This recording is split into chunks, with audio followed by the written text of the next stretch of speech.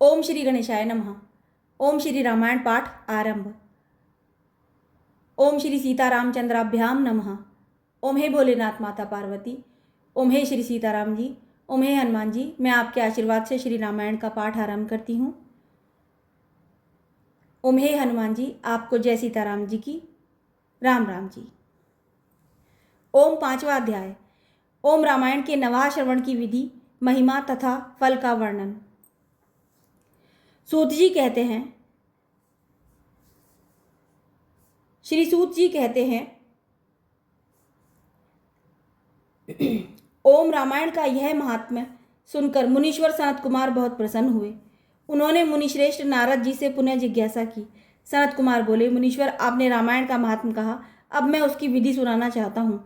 महाभाग मुने, आप तत्वार्थ ज्ञान में कुशल हैं, अतः अत्यंत कृपापूर्वक इस विषय को यथार्थ रूप से बताएं।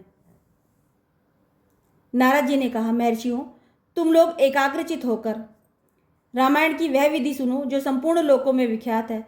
वह स्वर्ग तथा मोक्ष संपत्ति की वृद्धि करने वाली है। मैं रामायण कथा का श्रवण विधान बता रहा हूं, तुम सब लोग उसे सुनो। रामायण कथा का अनुष्ठान करने वाला वक्ता एवं श्रोता भक्ति भाव से भावित होकर उस विधान का पालन करना चाहिए। उस विधि का पालन करने से उस विधि का पालन करने से करोड़ों पाप नष्ट हो जाते हैं। चैत्र माघ और कार्तिक मास के शुक्ल पक्ष की पंचमी तिथि को कथा आरंभ करनी चाहिए। पहले स्वस्ति वाचन, फिर यह संकल्प करें कि हम 9 दिनों तक रामायण की अमृतमयी कथा सुनेंगे। फिर भगवान से प्रार्थना करें, श्री राम, आज से प्रतिदिन मैं आपकी अमृतमयी कथा सुनूंगा। यह आपके कृपा प्रसाद से परिपूर्ण हो। नित्य प्रति अपामार्ग की शाखा से दंत शुद्धि करके राम भक्ति में तत्पर हो विधि पूर्वक स्नान करें। अपनी इंद्रियों को संयम में रखकर भाई और बंधुओं के साथ स्वयं कथा सुने। अपने कुलाचार के अनुसार दंत धावन पूर्वक स्नान करके श्वेत वस्त्र धारण करें और शुद्ध हो घर आकर मौन भाव से दोनों पैर धोने के पश्चात आचमन करके भगवान नारायण का स्मरण करें। फिर प्रतिदिन देव पूजन करके संकल्प पूर्वक भक्ति भाव से रामायण ग्रंथ की पूजा करें। व्रती पुरुष आवाहन, आसन, गंध, पुष्प आदि के द्वारा ओम नमो नारायणाय इस मंत्र से भक्ति पारायण होकर पूजा करें। संपूर्ण पापों की निवृत्ति के लिए अपनी शक्ति के अनुसार 1, 2 और 3 बार प्रयत्न पूर्वक होम करें। इस प्रकार जो मन और इंद्रियों को संयम में रखकर रामायण की विधि का अनुष्ठान करता है, वह भगवान विष्णु के धाम में जाता है, जहाँ से लौटकर वह फिर इस संसार में नहीं आता। जो रामायण संबंधी व्रत का धारण करने वाला और धर्मात्मा है, वह श्रेष्ठ पुरुष चांडाल और पतित मनुष्य का वस्त्र और अन्न से भी सत्कार न करे। जो नास्तिक, धर्म मर्यादा को तोड़ने वाले, पर निंदक और चुगलखोर हैं, उनका रामायण व्रतधारी पुरुष वाणी मात्र से भी आदर ना करें। जो पति के जीवित रहते पर पुरुष के समागम से और जो पत्नी के जीवित रहते किसी दूसरी स्त्री के समागम से उत्पन्न बालक होते हैं, उन्हें कुंड कहते हैं। ऐसे कुंड के यहाँ भोजन जो करता है, जो गीत गाकर जीविका चलाता है, देवता पर चढ़ी हुई वस्तु का उपभोग करने वाला मनुष्य का अन्न खाता है, वैद है, लोगों की मिथ्या प्रशंसा में कविता लिखता है, लोगों की मिथ्या प्रशंसा में कविता लिखता है, देवताओं तथा ब्राह्मणों का विरोध करता है, पराये अन्न का लोभी है और पर पुरुष और पर स्त्री में आसक्त रहते हैं। ऐसे स्त्री पुरुष का भी रामायण व्रती पुरुष वाणी मात्र से भी आदर ना करे। इस प्रकार दोषों से दूर एवं शुद्ध होकर जितेंद्रिय एवं सबके हित में तत्पर रहते हुए जो रामायण का आश्रय लेता है, वह परम सिद्धि को प्राप्त होता है। गंगा के समान तीर्थ, माता के तुल्य गुरु, भगवान विष्णु के सदृश देवता और रामायण से बढ़कर कोई उत्तम वस्तु नहीं है।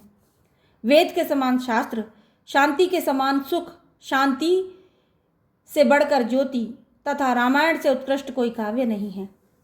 क्षमा के सदृश क्षमा क्षमा के सदृश बल, कीर्ति के समान धन, ज्ञान के सदृश लाभ तथा रामायण से बढ़कर कोई उत्तम ग्रंथ नहीं है। रामायण कथा के अंत में वेदज्ञ वाचक को दक्षिणा सहित गौ का दान करें, यदि संभव हो तो। उन्हें रामायण की पुस्तक तथा वस्त्र आदि आभूषण आदि दें। जो वाचक को रामायण की पुस्तक देता है वह भगवान विष्णु के धाम में जाता है। वहां जाकर उसे कभी शोक नहीं करना पड़ता। धर्मात्माओं, श्रेष्ठ सनत कुमार रामायण की नवाह कथा सुनने से यजमान को जो फल प्राप्त होता है उसे सुनो। पंचमी तिथि को रामायण की अमृतमयी कथा को आरंभ करके उसके श्रवण मात्र से मनुष्य सब पापों से मुक्त हो जाता है। यदि 2 बार यह कथा श्रवण की गई तो श्रोता को पुंडरीक यज्ञ का फल मिलता है। जो जितेंद्रिय पुरुष व्रत धारण पूर्वक रामायण कथा को श्रवण करता है वह 2 अश्वमेध यज्ञों का फल पाता है। मुनीश्वरों, 4 बार इस कथा का श्रवण जिसने किया है वह अग्निष्टोम के परम पुण्य फल का भागी होता है। जिस महामनस्वी पुरुष ने 5 बार रामायण कथा का श्रवण पूरा कर लिया है वह अत्यंग्नि स्टोम यज्ञ के द्विगुण पुण्य फल का भागी होता है। जो एकाग्रचित होकर इस प्रकार 6 बार रामायण कथा के व्रत का अनुष्ठान पूरा कर लेता है वह अग्निष्टोम यज्ञ के 8 गुने फल का भागी होता है। मुनीश्वरों, स्त्री हो या पुरुष, जो 8 बार रामायण की कथा को सुन लेता है वह नरमेध यज्ञ का 5 गुना फल पाता है। जो स्त्री या पुरुष 9 बार इस व्रत का आचरण करता है, जो स्त्री या पुरुष 9 बार इस व्रत का आचरण करता है उसे 3 गोमेध यज्ञ का पुण्य फल प्राप्त होता है। जो पुरुष शांतचित्त और जितेंद्रिय होकर रामायण यज्ञ का अनुष्ठान करता है वह उस परमानंद धाम में जाता है जहाँ जाकर उसे कभी शोक नहीं करना पड़ता। जो प्रतिदिन रामायण का पाठ अथवा श्रवण करता है गंगा नहाता है और धर्म मार्ग का उपदेश देता है, ऐसे लोग संसार सागर से मुक्त ही है, इसमें संशय नहीं है। महात्माओं, यतियों, ब्रह्मचारियों तथा प्रवीरों को भी रामायण की नवाह कथा सुननी चाहिए। रामायण कथा को अत्यंत भक्तिपूर्वक सुनकर मनुष्य महान तेज से उद्दीप्त हो उठता है और ब्रह्मलोक में जाकर वही आनंद का अनुभव करता है। इसलिए विपेंद्री गण, आप लोग रामायण की अमृतमयी कथा सुनिए। श्रोताओं के लिए यह सर्वोत्तम श्रवणीय वस्तु है और पवित्रों में भी परम उत्तम है। दुस्वप्न को नष्ट करने वाली यह कथा धन्य है, इसे प्रयत्नपूर्वक सुनना चाहिए। जो मनुष्य श्रद्धायुक्त होकर इसका 1 श्लोक या आधा श्लोक भी पढ़ता है वह तत्काल ही करोड़ों उपपातकों से छुटकारा पा जाता है। यह गुहे से भी गुहेतम वस्तु है, इसे सत्पुरुषों को ही सुनाना चाहिए।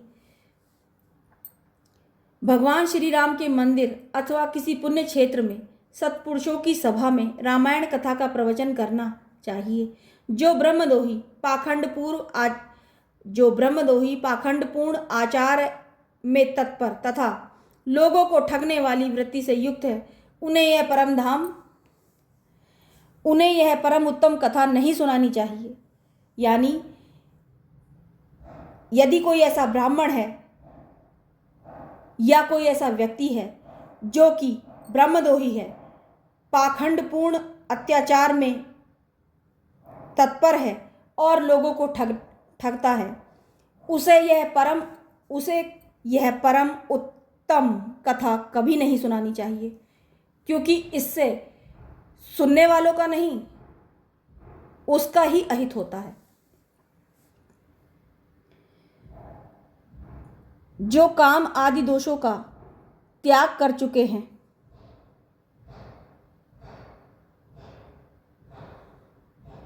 जो पाखंडी लोग रामायण कथा को सिर्फ ठगने के लिए पाखंड की वजह से इसे पढ़ते हैं, प्रभु उन्हें कभी क्षमा नहीं करते। जो उनकी वजह से इस कथा का श्रवण कर जाते हैं उन्हें तो कोई प्रभु का आश्रय प्राप्त हो जाता है, लेकिन उन पाखंडी लोगों के लिए प्रभु के दिल में कोई स्थान नहीं होता। जो काम आदि दोषों का त्याग कर चुके हैं, जिनका मन राम भक्ति में अनुरक्त रहता है तथा जो गुरुजनों की सेवा में तत्पर हैं, उन्हीं के समक्ष यह मोक्ष की साधनभूत कथा बाँचनी चाहिए। श्री राम सर्वदेवमय माने गए हैं। वे आर्त प्राणियों की पीड़ा का नाश करने वाले हैं तथा श्रेष्ठ भक्तों पर सदा ही स्नेह रखते हैं। वे भक्ति भाव से संतुष्ट होते हैं, किसी दूसरे उपाय से नहीं। मनुष्य विवश होकर भी उनके नाम का कीर्तन अथवा स्मरण कर लेने पर समस्त पातकों से मुक्त हो परम पद का भागी होता है। महात्माओं, भगवान मधुसूदन संसार रूपी भयंकर एवं दुर्गम वन को भस्म करने के लिए दावानल के समान हैं। वे अपना स्मरण करने वाले मनुष्यों के समस्त पापों का शीघ्र ही नाश कर देते हैं। इस पवित्र काव्य के प्रतिपाद्य विषय ही हैं। इस पवित्र काव्य के प्रतिपाद्य विषय वे ही हैं। अतः यह परम उत्तम काव्य सदा ही श्रवण करने योग्य है। इसका श्रवण अथवा पाठ करने से यह समस्त पापों का नाश करने वाला है। जिसकी श्री राम रस में प्रीति एवं भक्ति है, वही संपूर्ण शास्त्रों के अर्थ ज्ञान में निपुण और कृतकृत्य है। ब्राह्मणों, उसकी उपार्जित की हुई तपस्या पवित्र, सत्य और सफल है, क्योंकि राम रस में प्रीति हुए बिना रामायण के अर्थ श्रवण में प्रेम नहीं होता है। जो द्विज इस भयंकर कलिकाल में रामायण तथा श्री राम नाम का सहारा लेते हैं, वे ही कृतकृत्य हैं। रामायण की इस अमृतमयी कथा का नवा श्रवण करना चाहिए। जो महात्मा ऐसा करते हैं वे कृतज्ञ हैं। उन्हें प्रतिदिन मेरा बारंबार नमस्कार है। श्री राम का नाम, केवल श्री राम नाम ही मेरा जीवन है। कलयुग में और किसी उपायों से जीवों की सद्गति नहीं होती। सूत जी कहते हैं, महात्मा नारद जी के द्वारा इस प्रकार ज्ञानोपदेश पाकर सनत कुमार जी को तत्काल ही परमानंद की प्राप्ति हो गई। अतः विप्रवरो, तुम सब लोग रामायण की अमृतमयी कथा सुनो। रामायण को 9 दिनों में ही सुनना चाहिए। ऐसा करने वाला समस्त पापों से मुक्त हो जाता है। द्विजोत्तमो, जो इस महान काव्य को सुनकर जो वाचक की पूजा करता है, उस पर लक्ष्मी सहित भगवान विष्णु प्रसन्न होते हैं। विपेंद्रगण, वाचक के प्रसन्न होने पर ब्रह्मा, विष्णु और महेश यानी महादेव भगवान विपेंद्रगणों, वाचक के प्रसन्न होने पर ब्रह्मा, विष्णु और महादेव जी प्रसन्न हो जाते हैं।